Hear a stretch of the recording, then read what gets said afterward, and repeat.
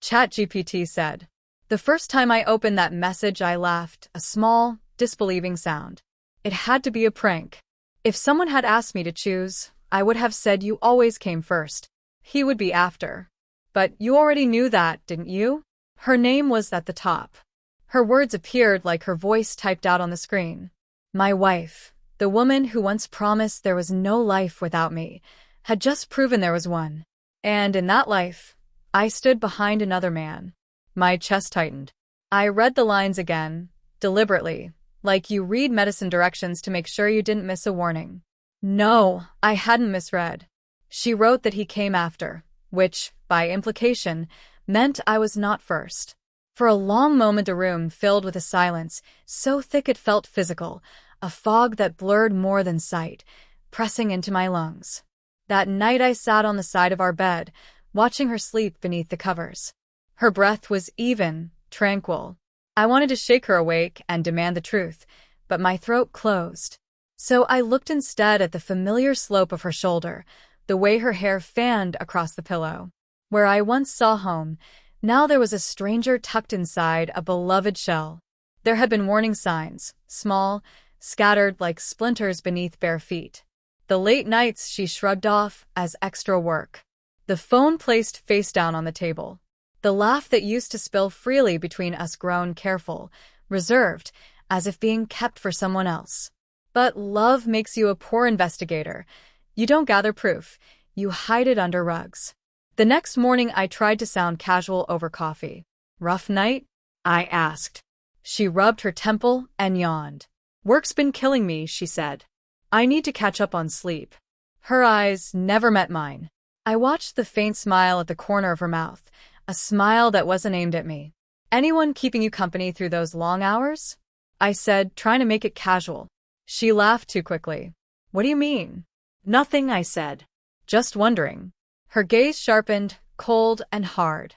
You're imagining things, she snapped. But were they my imaginings, or the careful mirage she had made? By evening I could no longer bear the noise in my own head. I opened her laptop, left logged in like a dare. There they were, dozens of messages. Some were work-related and innocent, others not. I miss how you challenge me. He doesn't get me the way you do.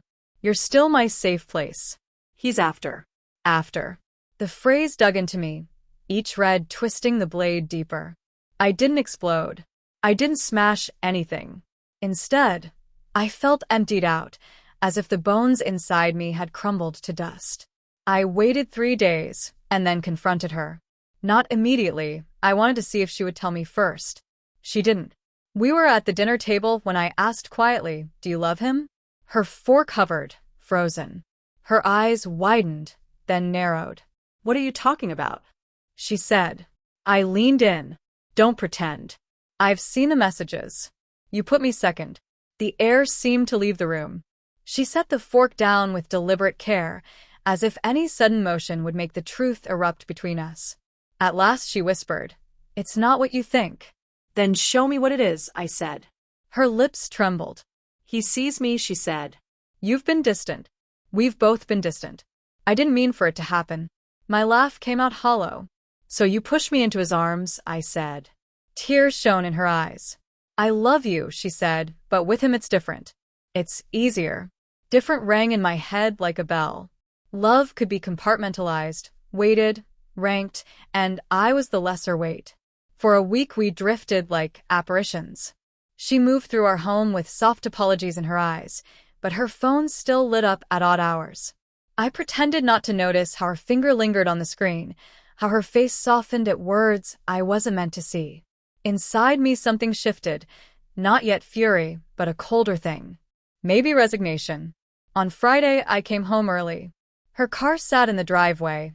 Music flowed from the living room. Then a man's laugh. I didn't burst in.